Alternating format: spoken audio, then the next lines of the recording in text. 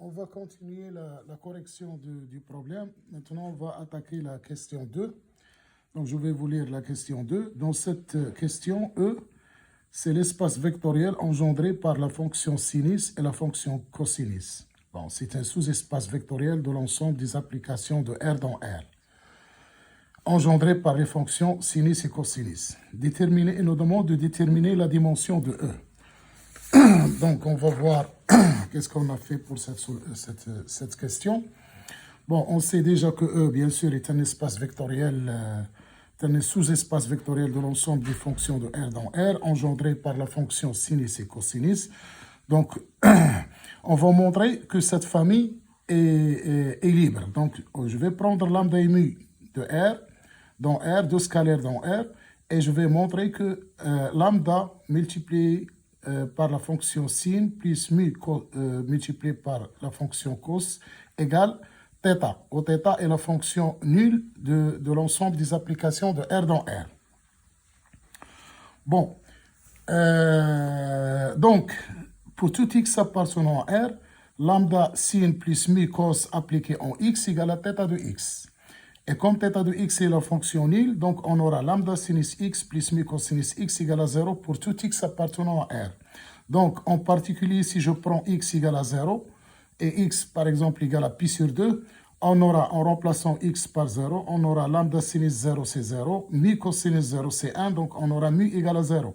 Et en prenant x égale à pi sur 2, on aura lambda sinus pi sur 2 qui est égal à 1, donc lambda égale à 0. Donc, la famille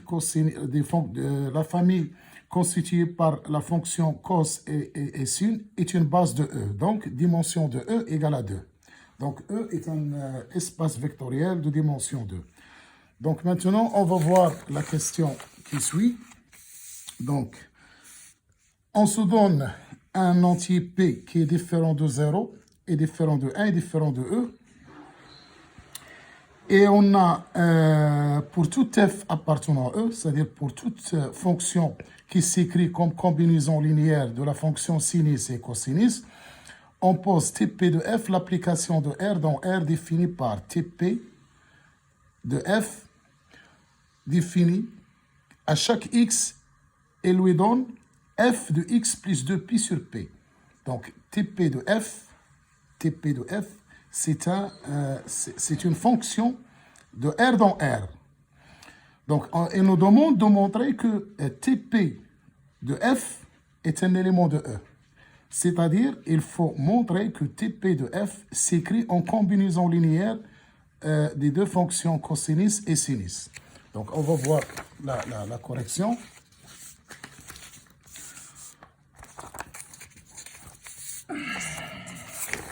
Donc, c'est 1, 2, 3.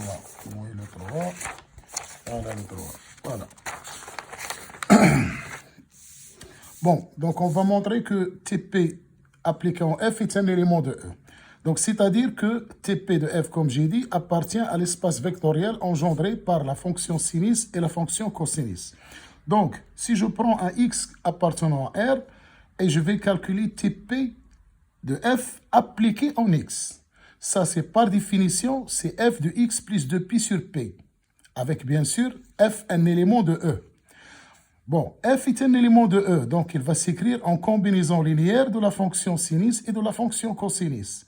Donc, qu'est-ce qu'on aura? On aura Tp de f égale a sin plus b cos appliqué en x plus 2pi sur p. Et bien sûr, je vais développer les calculs. Donc, c'est a sinus de x plus 2pi sur p plus b cosinus x plus 2pi sur p. Et bien sûr, là, je vais utiliser la propriété de la fonction sinus a plus b et cosinus a plus b que vous connaissez. Donc, c'est a sinus x cosinus 2pi sur p plus cosinus x plus sinus 2pi sur p plus b cosinus x cosinus 2pi sur p moins sinus x sinus 2pi sur p. Bon, tout calcul fait, donc je vais factoriser par sinus et cosinus. Donc, on aura a cosinus 2pi sur p moins b sinus 2pi sur p sinus x plus a sinus 2pi sur p plus b cosinus 2pi sur p cosinus. Donc, si je pose lambda égale A cosinus 2pi sur P moins B sinus 2pi sur P, et mu égale A sinus 2pi sur P plus B cosinus 2pi sur P. Donc, on a bien TP de F en X égale lambda sinus X plus mu cosinus X, et ceci pour tout X appartenant à R. Donc, TP de F, ce n'est autre que lambda sin plus mu cos. Donc, il s'écrit bien en combinaison linéaire des deux fonctions sin et cos, d'où TP en F appartenant à E. Donc, on va poursuivre notre correction avec la question C. Bon, avec la question C, il nous demande de montrer que l'application TP qui a F associé TP en F est un endomorphisme de E, c'est-à-dire une application linéaire de E. Bon, on a déjà montré maintenant que TP est bien une application de E vers E. Pourquoi? Parce qu'on a montré que TP de F appartient à E. Donc déjà, TP de F appartient à E. Donc TP est bien une application de E dans E. Maintenant, on va montrer que c'est une application qui est linéaire. Donc qui est linéaire pour déduire que TP est un endomorphisme de E. Donc on va prendre maintenant F et G, deux éléments de E, et lambda un scalaire. Donc comme l'autre fois, donc c'est la question classique, TP de lambda F plus mu G. Et c'est un élément de E, donc on va l'appliquer en X, ce n'est autre que lambda F plus G de X plus 2pi sur P. Et ça, c'est par la définition de la somme de fonctions, donc c'est lambda F de X plus 2pi sur P plus Gx plus 2pi sur P. Mais qu'est-ce que F de X plus 2pi sur P? Ce n'est autre que TP de F appliqué en X, plus TP de G appliqué en X. Et bien sûr, ça, c'est lambda TP de F plus TP de G, le tout appliqué en X. Donc, j'ai deux applications qui sont égales pour un même réel X. Donc, ces deux applications sont égales.